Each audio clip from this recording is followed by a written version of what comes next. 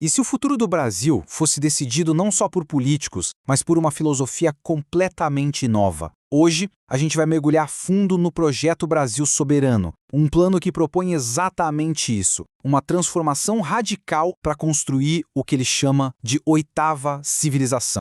Olha, a premissa central do projeto é, para dizer o mínimo, bem ousada. A ideia não é só dar uma reformada, não. É transformar o sistema por completo. Essa frase que a gente está vendo, transformar a ineficiência na potência produtiva, é a chave para entender a lógica toda do plano. É como dizer que os problemas que a gente tem hoje são, na verdade, a matéria-prima para a solução. Então, claro, a pergunta que fica é: o que raios significa essa tal de oitava civilização? E mais importante, como é que um plano tão ambicioso assim pretende sair do papel? É exatamente isso que a gente vai investigar agora. Para a gente entender como essa máquina funcionaria, a gente precisa primeiro entender a alma dela. Vamos começar então pela filosofia que sustenta toda essa visão de uma nova civilização. A base de tudo isso é uma filosofia chamada leonismo. O nome por si só já passa uma ideia de força, de soberania, né? Basicamente, é como se fosse um manual de instruções para sair do que eles chamam de sétima civilização, que seria o sistema atual, e entrar na oitava, que é um modelo focado na produção nacional e na soberania. Essa terminologia é super importante porque ela cria um universo próprio para o plano. E onde é que essa filosofia começa a ser colocada em prática? Talvez no lugar mais inesperado de todos, o sistema prisional. O primeiro pilar e o mais detalhado do projeto são as prisões produtivas. O contraste aqui é brutal. De um lado, a situação atual, que o projeto descreve com uma expressão bem forte: frigorífico humano, um lugar que só consome dinheiro e vidas. Do outro lado, a proposta de transformar esse mesmíssimo lugar numa unidade de produção que gera lucro para o Estado. É uma inversão total de lógica, sabe? O que era problema vira a solução. E para a gente colocar isso em números, o plano aponta um custo que pode chegar a R$ 6.000 por mês para cada detento no modelo de hoje.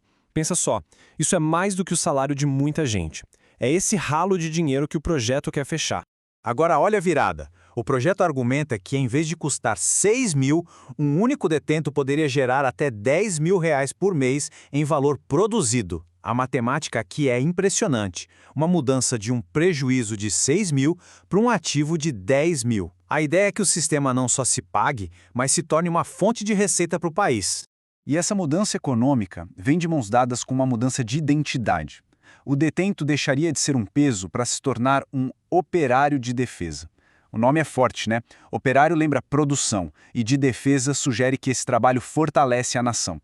É uma requalificação simbólica e também muito prática da pessoa dentro do sistema.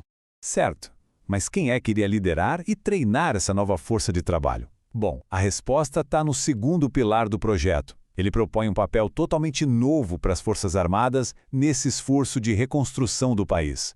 E de novo a gente vê aquela oposição bem direta. De um lado, a função de vigia, que é um papel mais passivo, de guarda. Do outro, a proposta de transformar militares em diretores da reconstrução industrial, usando todo o conhecimento técnico e a disciplina deles para gerenciar projetos e treinar essa nova mão de obra. E a missão aqui seria bem específica. As Forças Armadas não estariam só de olho, supervisionando. A ideia é que elas liderem a reconstrução de ferrovias, de pontes, que repassem conhecimento de engenharia para os operários de defesa e, no fim das contas, transformem as prisões em verdadeiras bases industriais avançadas. Tudo isso se conecta para fortalecer a indústria de defesa nacional com recursos que já estão aqui dentro. Isso nos leva direto para os pilares 3 e 4. Que são, digamos, a engrenagem e o combustível de todo esse motor. Eles tratam de tecnologia e da estratégia econômica, e estão tão ligados que faz mais sentido olhar para eles juntos. Afinal, é a tecnologia que vai potencializar essa criação de valor. E aqui a gente vê um impacto direto no trabalhador. A proposta é sair da realidade do subemprego, do ajudante geral que rala para viver com um salário mínimo, para uma função qualificada de técnico de operação logística, com piso salarial 3 vezes maior. É a promessa de que a qualificação técnica se traduz na prática em uma vida melhor. O nome do conceito econômico por trás disso é até poético: alquimia de valor. Sabe os antigos alquimistas que queriam transformar chumbo em ouro? A ideia aqui é parecida: transformar recursos de baixo valor, como grãos, minérios ou até lixo industrial, em produtos de altíssimo valor, e fazer tudo isso aqui dentro do país. É a busca por um ciclo industrial autossuficiente, que enriquece a nação. E esse ciclo, na prática, funcionaria de forma bem simples. Começa com a entrada da matéria-prima. Então, em vez de exportar um grão baratinho, por exemplo, ele entra no processo de industrialização dentro dessas novas unidades. E na saída, o que a gente tem é um produto final com muito mais valor, como alimentos prontos, filamentos para impressão 3D ou até dormentes para as ferrovias que estão sendo reconstruídas. O valor fica no Brasil. Tá, mas como viabilizar uma mudança tão profunda que mexe com tantos interesses estabelecidos?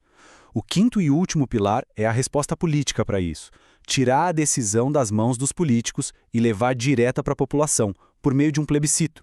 O caminho proposto para essa votação é bem claro. Tudo começa com a mobilização popular. A meta é conseguir 30 mil assinaturas pela internet. Atingiu esse número, soa o que eles chamam de apito do leão, que é o sinal para que a proposta de plebiscito nacional vá para frente. É uma tentativa de usar um mecanismo da própria democracia para, segundo plano, romper com o sistema atual. E a pergunta que iria para as urnas é formulada para ser para não deixar dúvida nenhuma. De um lado, financiar lucro de bancos. Do outro, produzir nossa própria riqueza. É uma escolha binária que coloca o interesse financeiro privado contra o interesse nacional de uma forma muito, muito clara.